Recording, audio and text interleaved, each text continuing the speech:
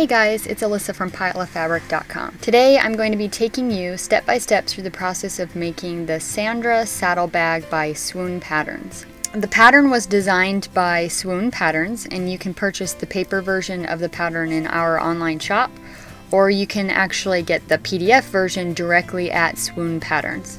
I'll be providing links in the description. Before we jump into the pattern steps, I'm going to share all the details on the fabrics, the supplies, tools, and sewing machines I used. These items are not required to make the Sandra saddle bag, but you'll see them used throughout the video, so if you're wondering what something is that I'm using, you can refer to this section and I'll list it. Fabrics and materials used. For the exterior fabric, I used Butterfly Box in Natural by Andover Fabrics. For the lining fabric, I used Petite Plus in Black and White by Cotton and Steel Fabrics. For the flap, I used a Wefty fabric needle, and I wove the whole panel together using a fabric weaving technique. And those are all different colored Kona cotton solids.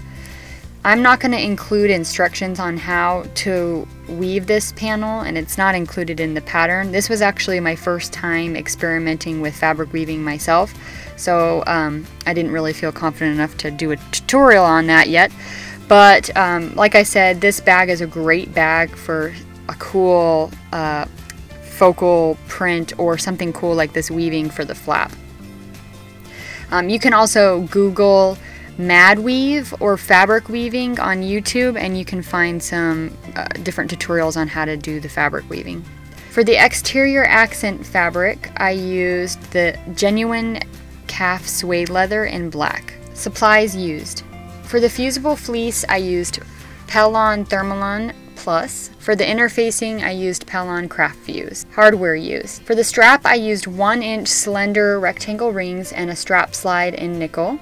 And to fasten the bag straps to the rings, I used 5/16 inch length, that's the post length, double cap rivets in nickel.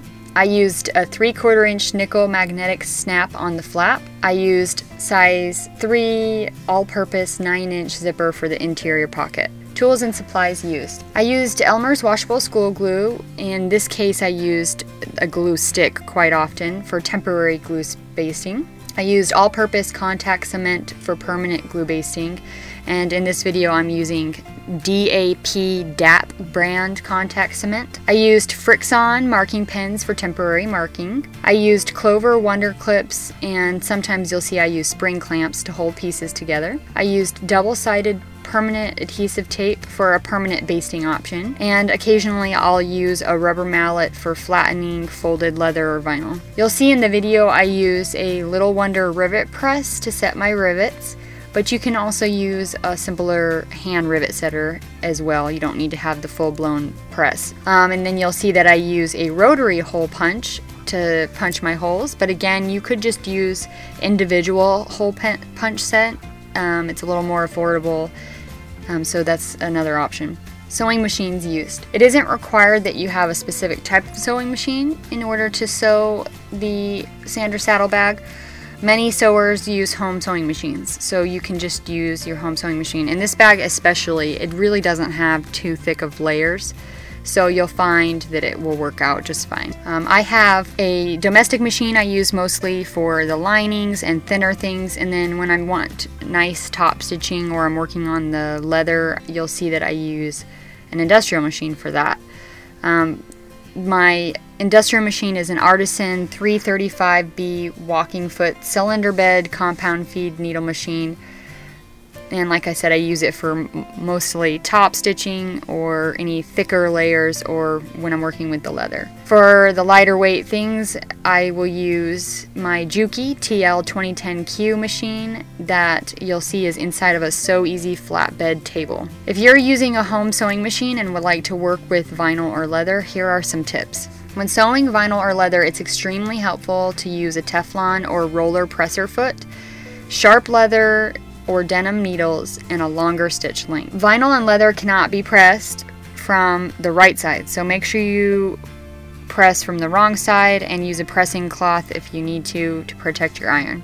I try to avoid back stitching on vinyl or leather. Instead, I always keep the thread tails long, knot, and bury them. Do not pin vinyl or leather. Instead, clip or glue based, or use an adhesive tape. Alright, it's time to get started. Step 1, prepping. Follow the instructions for step 1 in the pattern based on whether you're using woven or non-woven material, and cut all your fabric and interfacing. Then fuse your interfacing to the appropriate fabric pieces and you're going to be ready to go. I didn't take a video of this step because it's pretty simple, and so we're going to just leave time for the harder parts and move on. Step 2B, non-woven snap tab. I used leather accents, so I'll be following all of the instructions for the non-woven vinyl throughout the whole pattern, so you'll see that this is step 2B. I skipped 2A because step 2A is for woven material. I still used the interfacing on the wrong side of my leather to give it some extra support. My leather isn't very thick, but you wouldn't need this if you were using like a thicker vinyl or a thicker leather. I find the center of the snap tab and I measure 1 inch from the rounded end and make a mark. With sharp scissors, I cut holes into my prong marks. I install the male part of the magnetic snap into the holes and press the prongs inward. The other side of the snap tab is just left as is. For vinyl and leather, I like to use contact cement. So I coat the wrong side of both snap tab pieces with contact cement and let them dry until they're tacky.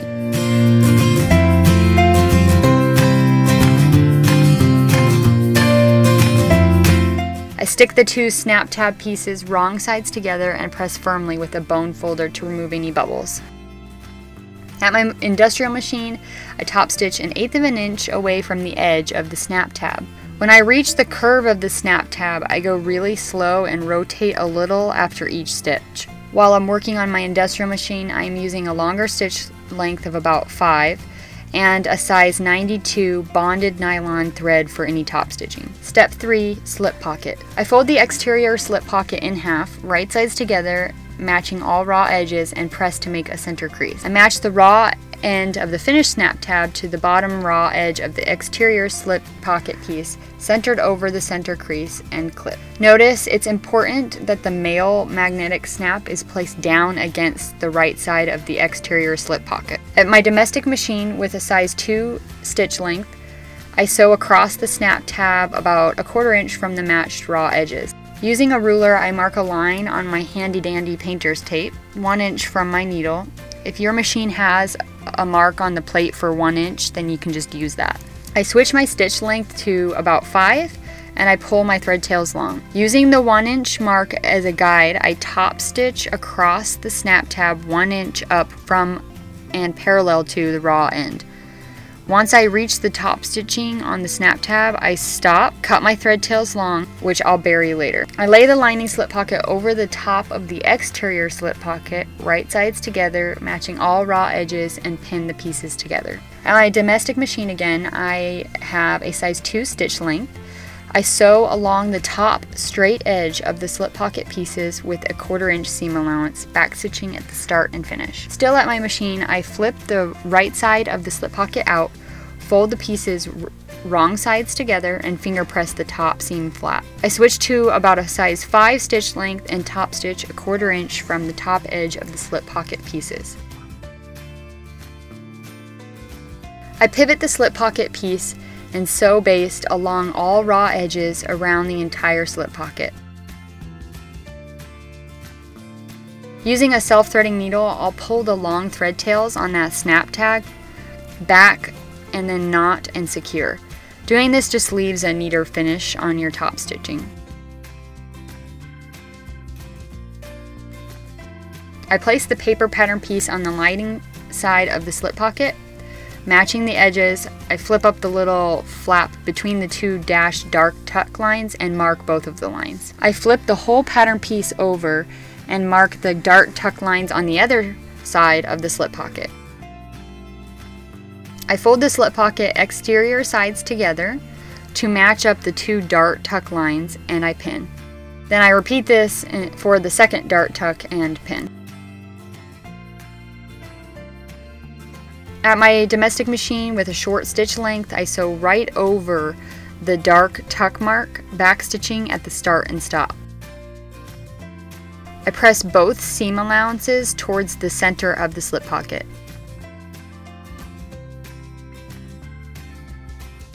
I fold an exterior main panel in half, right sides together, and press to make a center crease. I center the slip pocket lining side down over the top of the right side of the exterior main panel. I match the raw edges and pin the pieces together. The panels will not be the same size, they're not supposed to be, so you'll need to ease the slip pocket the whole way up.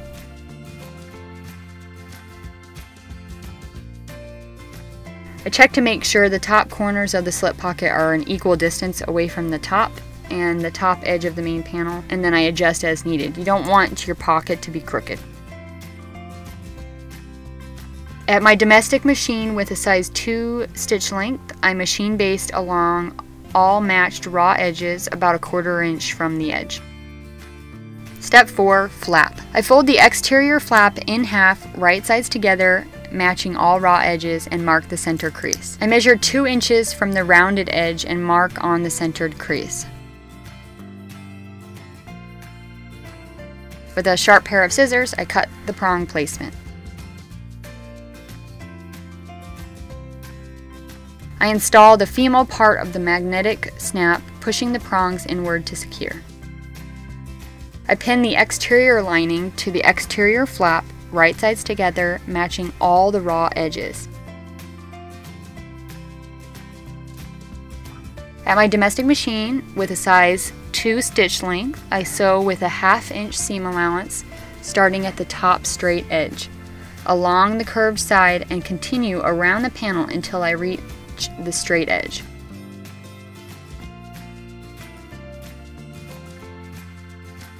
I trim the seam allowance down to about 1/4 inch, then I make small cuts into the seam allowance around the curves.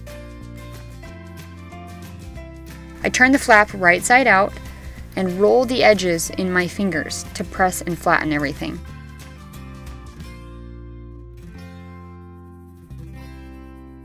At my domestic machine with a size 5 stitch length, I top stitch about 1/4 inch from the edge around the entire U shape of the flap. I leave the top edge unsewn. Step 5, zippered pocket. I fold a lining main panel in half wrong sides together, matching all raw edges, and press to make a vertical center crease. On the wrong side of the panel, I mark a horizontal 6 by 1/2 inch box that is 2 inches down from the top straight edge and goes past the center crease by 3 inches on both sides. I flip the lining main panel over right side up. I fold a pocket panel in half lengthwise to create a center crease. I center the pocket panel right sides together over the top of the lining main panel. The pocket panel is about 1 inch down from the top edge of the lining main panel. I pin the 2 pieces together. At my domestic machine with a size 2 stitch length, I sew directly along my marked rectangle box. With the pocket panel facing up, I use the diagram in the pattern as a guide and mark a line horizontally down the center of the rectangle box and 1/2 inch triangles in each rectangle corner. I fold the pieces in half and make a cut into my center line. I cut directly on my center line until I reach the triangle, and I cut along the triangle as well. When you're cutting the corner triangles, it's important to cut as close to the thread as possible without cutting the stitches. I press the stitches once to set the seam, then I fold the bottom portion of the pocket panel upward and press the seam, then the top portion of the pocket panel downward and press the seam. I pull the pocket panel through the hole to the other side and press the rectangle hole with my iron. With the pocket panel facing up, I use an Elmer's washable school glue stick and place glue around the edges of the rectangle box. I place the zipper centered horizontally, wrong side up, with the zipper pulled to my left, down to the glue, and finger press. I heat set the glue by pressing with an iron. I flip the panel over to check the zipper placement and continue tweaking it until it's perfectly centered. At my domestic sewing machine with a size 5 stitch length, I pull my thread tails long and begin top stitching 1/8 of an inch around the rectangle box. When I reach the end, I pull my thread tails long again and trim them. I flip the panel to the wrong side and tug the thread tails, pulling the front thread tails to the back. I knot the thread tails and trim them. I fold the loose short edge of the pocket panel up to meet the short edge over the zipper and finger press. I cut off any overhanging zipper and pin the folded pocket panel into place. With the panel facing right side up, I fold the lining main panel back to show the pocket panel, and I sew around the left, top, and right open raw edges of the folded pocket panel with a 1/2 inch seam allowance to enclose and create the pocket. Step 6. Strap connectors. I mark a line lengthwise down the center of my strap connector piece on the wrong side. I coat the wrong side with contact cement and let it dry until it's tacky. I fold one long edge of the strap connector inward, lining it up with the center line and finger press. I fold the other long edge of the strap connector inward toward the center line and press with a bone folder. My piece is now 1 inch wide. Now I fold the strap connector in half widthwise and cut along the fold. I now have 2 strap connectors that are 1 inch by 4 inch. I coat the wrong side of each strap connector with contact cement and let it dry until it's tacky. I fold the bottom half of the strap connector upward 2 inches and finger press. I slide a 1 inch rectangle ring onto the top half of the strap connector, then fold it down and finger press. This leaves the 2 edges butting together in the center on the wrong side of the strap connector. I repeat this for the second strap connector. I fold the exterior gusset in half, matching the 2 long edges, and press to make a center crease, and I mark it. I measure 1.5 inch from a short straight end and make a small mark over the center crease. I coat the space I will be placing the strap connector with contact cement and the wrong side of the strap connector with contact cement and let it dry until it's tacky. I stick down the strap connector and press it. I repeat this to base the remaining connector to the other end of the exterior gusset.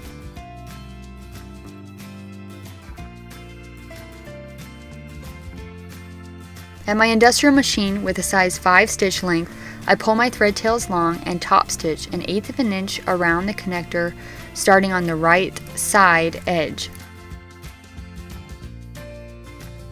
I repeat this to top stitch the remaining connector to the other end of the exterior gusset.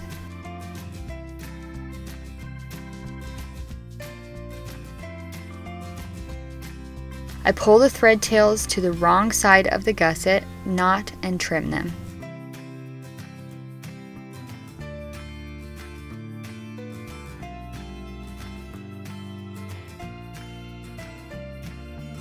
Step 7. Assemble exterior and lining. I fold the exterior main panel without the slip pocket in half, matching all raw edges, and press to make a center crease, and then I mark it. I have already folded the exterior gusset in half, right sides together, and matched the short edges and marked the center crease. Matching the raw edges, I clip just the center of the exterior gusset to the center of one of the exterior main panels, right sides together.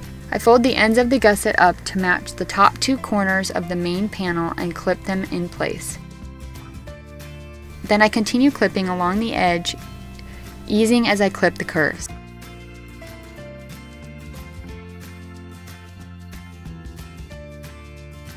At my domestic machine with a size 2 stitch length, I lay the panel gusset side up and sew around the entire U shape of the main panel with a 1/2 inch seam allowance, backstitching at the start and stop. Matching the raw edges, I clip just the center of the exterior gusset to the center of an exterior main panel piece, right sides together. I match the ends of the gusset up to the top 2 corners of the main panel and clip them in place. Then I continue clipping around the edge, easing as I clip the curves.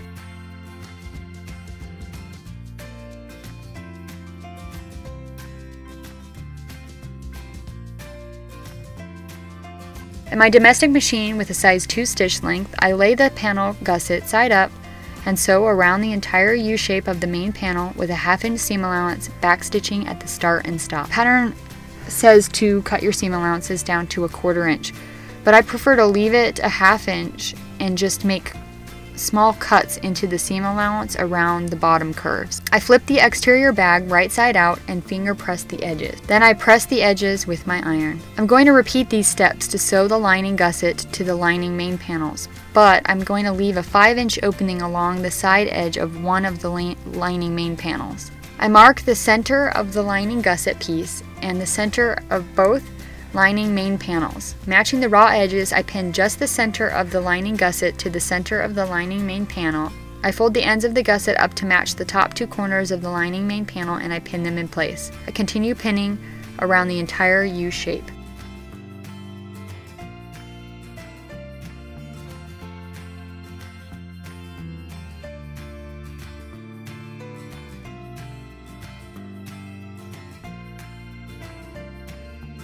At my domestic machine with a size 2 stitch length, I lay the panel gusset side up and I sew around the entire U shape of the lining main panel with a 1/2 inch seam allowance, backstitching at the start and stop. I remove all of the pins. I place a mark 2 inches from the top of the gusset and then 7 inches from the top of the gusset. This creates a 5-inch gap between the 2 marks that I will plan to leave unsewn. Matching the raw edges, I pin just the center of the lining gusset to the center of the remaining lining main panel, right sides together. I fold the end of the gusset up to match the top corner of the lining main panel and pin. Then I pin along the edge. I fold the other end of the gusset up to match the other top corner of the lining main panel and pin. Then I pin along the edge.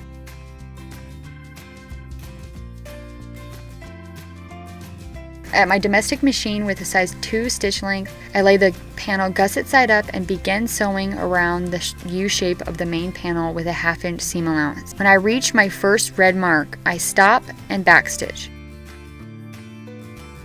I cut my threads and start sewing at the second red mark, making sure to backstitch, and then I sew to the end of the U shape. Step 8, attach flap. I lay the bag exterior out with the side with no slip pocket. I pin the flap right sides together with the bag exterior, matching the raw edge of the flap with the raw edge of the main panel, centering it between the 2 seams. At my domestic machine with a size 2 stitch length, I machine base the flap to the exterior about a 1/4 inch from the edge. I make sure I'm not sewing through any of the layers below as I sew. Step 9, final assembly. With the lining wrong side out and the exterior right side out, I place the exterior inside the lining so the flap is on the same side as the lining zippered pocket. First, I match up the 4 side seams, nesting the seam allowances together, and I clip.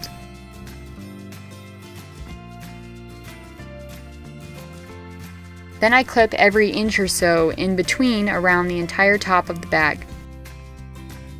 At my industrial machine, which has a great cylinder arm, I sew along the top edge with a 1/2 inch seam allowance. When I reach a side seam, I make sure it is still nested nicely and the seam allowance hasn't flipped.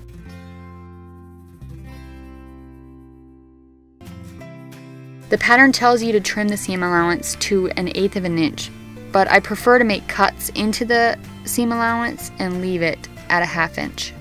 I reach my hand into the 5-inch opening in the lining and pull the bag exterior through the hole right sides out.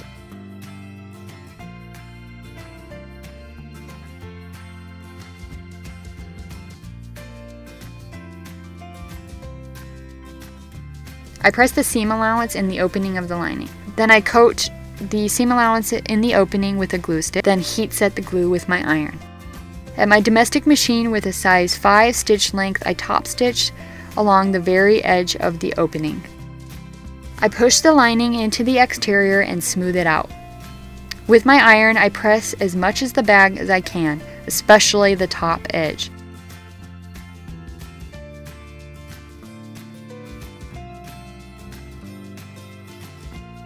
At my industrial machine with a size 5 stitch length, I top stitch around the entire top opening of the bag, about a 1/4 inch from the finished edge and a 1/4 inch below the flap seam. I leave the thread tails long so I can properly bury them later. Step 10, adjustable strap. I deviated from the instructions in the pattern for the strap just a little because I wanted the leather on one side and my lining fabric on the other. So I cut my pieces 2 inches wide. I starch and press my lining strips. I want a pretty long strap, so I need to join 2 with the fabric strips together to get the length that I want. I match the ends of the strips at a right angle and pin. I mark a line diagonally across the strips and set them aside. Again, for the leather, I need to join 2 strips. At my domestic machine with a size 2 stitch length, I sew along the diagonal line on my lining strips. Then I sew along the diagonal line on my leather strips as well. I trim the seam allowance to the right of the stitch line to about a 1/2 inch and press the seam to one direction. I fold the lining strip in half widthwise and press.